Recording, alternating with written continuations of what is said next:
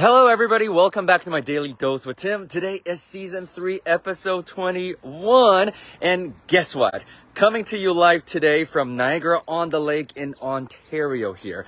However, today I want to dive into a topic I know that's probably going to spin off into a lot of other different episodes as well, simply because of the fact that I think this is one of those topics and one of those subjects that many investors either fear or have some sort of roadblock on. Doesn't matter if you're brand new, somewhere in the middle, or even if you're experienced. We all face different challenges when we are looking at this particular activity that we call raising funds.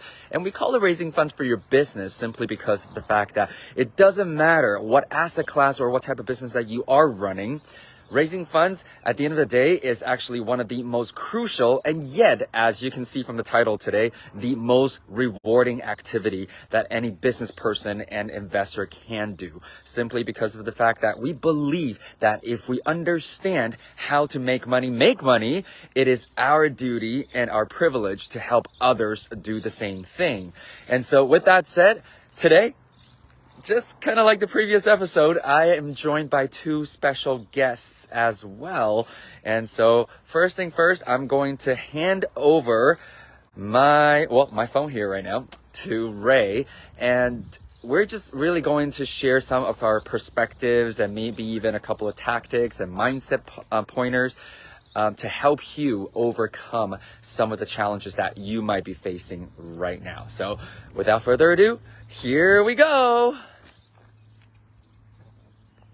Hello, everyone. So one of the ways that this question actually came about, we were at a TYT Connect, and somebody at the community at the TYT Connect asked, you know what, Ray, we are really looking to grow. However, it's taking a while because of my background, because of the way I grew up.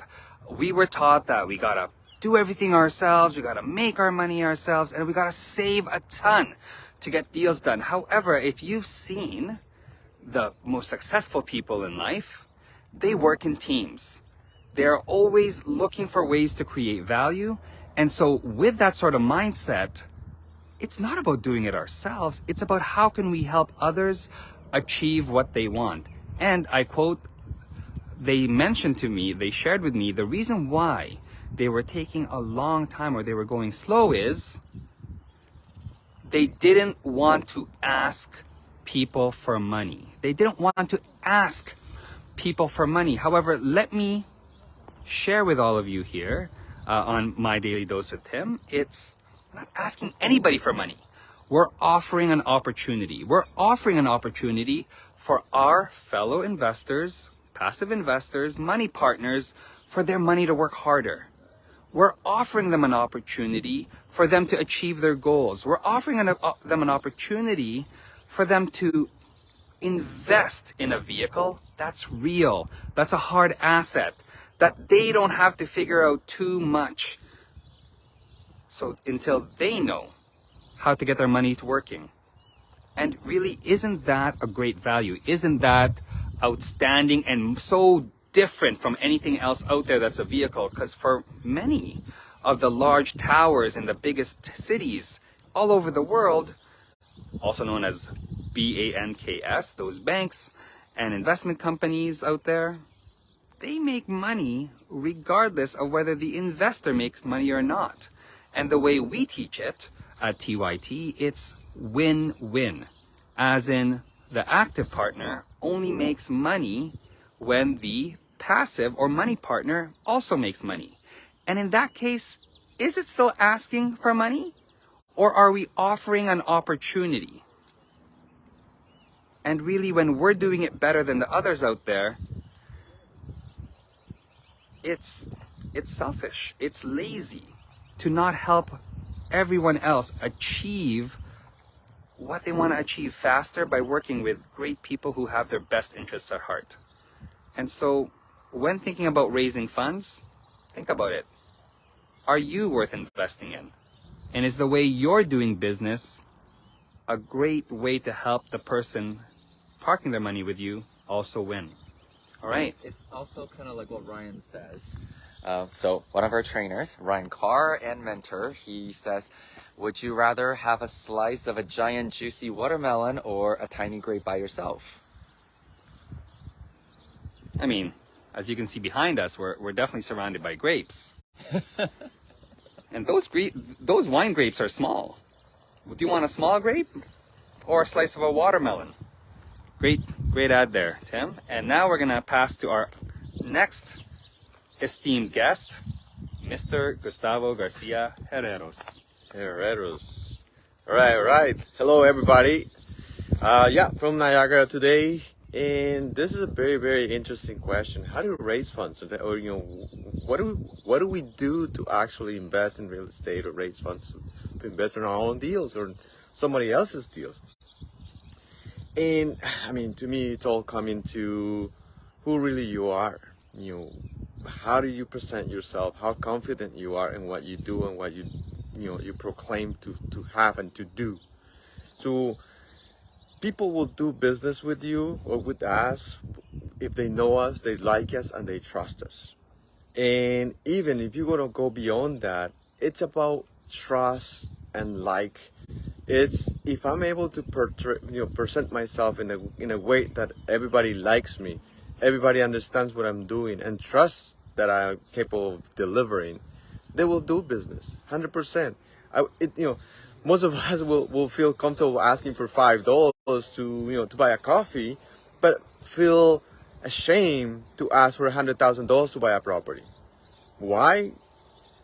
The only thing I can think of is simply, well, we're just looking for an easy way out. Owing $5 is a lot easier than owing $100,000. But is it really owing, or like Ray was saying, is offering an opportunity, sharing the wealth, and being able to provide in a different way? So we start looking at things the way they really are, and not making taboos about what owing means and what borrowing money means. I mean, banks live out of lending money. Why can we not be our own bank ourselves and be able to raise funds that way and offer people an opportunity to make money on their money? Simple, right, team? Yes. I'm still here, by the way, just walking around the vineyard. Exactly. So this is a great day, guys. I hope you are here. I hope you're joining us from wherever you are today, and you're taking this few minutes just to increase your knowledge, your confidence again. The trust in yourself and what you do, and be able to go out there and kill it. That's what it is. Awesome. Thank you. And so, very good point. Wherever you are, because I know that I do have a lot of global audience with my Daily Dose with Tim. And for those of you, ooh, wow, look at that. So for those of you who don't know where Niagara-on-the-Lake is, it's actually one of the two main wine regions right here in Canada. So if you ever want to come to Canada and you're a wine lover, make sure you make a stop in either Niagara-on-the-Lake or in the Okanagan regions right in BC. And if you've ever had ice wines from Canada, this is where it's made. Okay, I'm not promoting. I don't work for tourism here whatsoever. I just want to continue the conversation here in terms of the idea and the mindset about raising funds and maybe some of the tips and tactics for you. Now, I will share a few things because this is a very, very big subject and we can always go deeper into it. It's just that, again, I'm on the road right now. So this is a very, very quick and great way to share some of the topics that have just recently been inquired and asked about. And so I want to go back to the very, very beginning, because in the beginning, a lot of times, especially for those of us who are taking this very seriously, meaning we've invested in our education to acquire knowledge and experiences and support from mentors and trainers and coaches in the beginning, we tend to get taught that, hey, you know what? Now you are a real estate investor. So moving forward, that's your new identity. So when you go out there, when you go to a networking event, when people ask what you do, even if it's not a networking event specifically for real estate investing, you will introduce yourself as a real estate investor. And so the funny thing is, I just seem to recall that in my earlier days, that every time I said that, the first question back has always been, so are you like a realtor? And I tend to go, not really. However, after a while, if you keep on getting asked the same question, you really want to come up with a standard answer. No different than what we commonly known as the FAQs, frequently asked questions. So a lot of times even though this is not like a frequently asked question, it's a frequently confused title. I just came up with a standardized answer in the beginning, which is I'm like a financial planner, except that I leverage real estate investing to create multiple sources of income and long-term wealth for myself and for the people that I work with. Most of the times, we all start with very, very close circles, friends and family. And just remember, most of us in the beginning, you're not allowed to raise funds from the public, okay? There are a lot of rules or regulations and guidelines around that. So make sure you don't get yourself in trouble. And this is also why I really want to circle back to what Gustavo was saying about the know, like, and trust factor. These days, you've probably seen a lot of people making a lot of posts on social media because they want to let you know what it is that they are up to. Because right off the bat, that basically is them announcing to the world that they are now taking real estate investing seriously, and they're sharing with you what they're doing. And by sharing what they're doing with you, they're also allowing you to kind of peek behind the curtains a little bit from time to time, whether it's a project that they're working on a property visit, or maybe the lifestyle that investing has really created for them at this point. Many of you know that I actually don't like to post my property visits because you know what I stand for is financial education at the end of the day, and real estate, it's really just an asset class.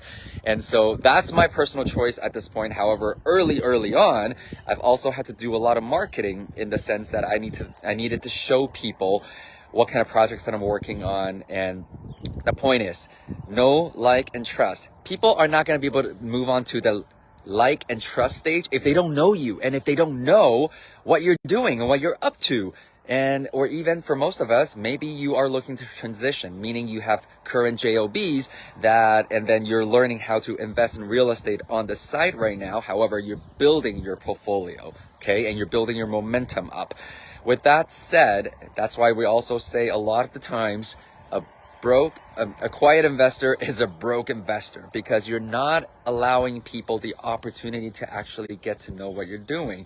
And so again, going back to my answer there, and so I want to make one point very clear, because I know some of you might be certified financial planners, and I'm not a certified financial planner. And that's why I say I'm like a financial planner, simply because of the fact that I did not go through those kind of courses and examinations and certification process. However, still educated, still experienced, and you can leverage in the beginning, especially your mentors and trainers' experiences too, if you're starting from scratch like I did. Okay.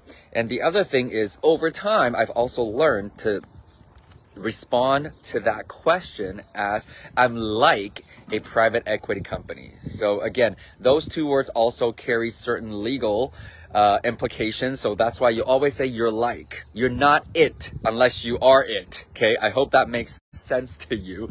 And so with that said, though, those are the two things that I usually would say when I'm responding to people's inquiry about what exactly is a real estate investor and what do you do and how do you do what you do. Now, the ultimate idea really is how I started today's episode, which is I do see it as sharing the wealth. Many of you have heard parts of my story about how I lost all of my savings right after a global financial crisis in a real estate investment syndication deal.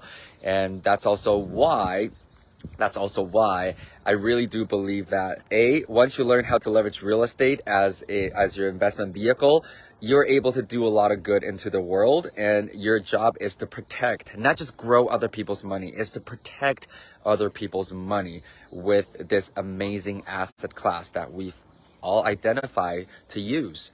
Okay. And so hopefully this kind of sheds some light a little bit. And another way to really quickly raise funds is to test out your unsecured access to credit. We always say when it comes to money or when it comes to credit, it's better to have it and not need it than to need it and not have it. I'm going to say that again because it's very, very important and you need to let that sink in. Even if it's not right now, if it's not today, that's okay. You need to let that sink in over time because debt is not bad as long as you know how to use it to your advantage. So once again, credit, it's better to have it and not need it than to need it and not have it. So just wanted to pop in today and do an episode like this simply because, as Ray also mentioned, is that this was really one of the questions that popped up during one of the TYT Connect events. So on that note, I also want to share with you our tour around Ontario with TYT Connect is going to make our next stop on Wednesday, June 7th at 6 p.m. local time at the Chop Steakhouse on the south side of London, Ontario. Not London, England, London, Ontario. So hopefully we will see you there. Come and mingle, make new connections, deepen the relationships that you already have with your fellow investors. And oftentimes we actually have more than just real estate investors that join us at these events because I openly welcome and invite business people, entrepreneurs, basically anybody that has done what the 99%ers are not doing, which is following their dreams, following their path, and creating something that not only makes money, but also is making positive impact in other people's lives. With that said, well, here we go. We are about to start our day of touring wineries in Niagara-on-the-Lake. So hope that you can join us one day. It is not a bubble tea on a Tuesday afternoon situation. However, it is whining on a Monday afternoon situation. So on that note, have a great rest of the day. I hope the weather is great where you are. And I will be back here for the next episode tomorrow. And have a great rest of the day. Live well, everyone.